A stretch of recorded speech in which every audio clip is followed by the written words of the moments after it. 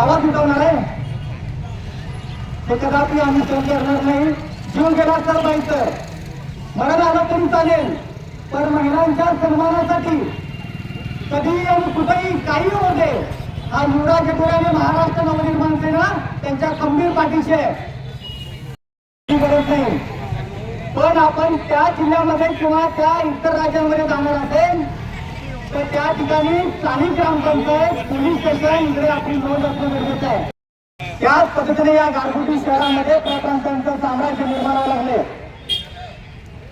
आज आपल्याला कळणार नाही पोलीस स्टेशनला इथले किंवा महिलांच्या बाबतीत तक्रार आली तक्रार घ्यायला तयार आहे. बाकीचे सगळे विषय नाही ते घेणार, पण फक्त आता आमच्याकडं तक्रार दिल्यानंतर कारवाई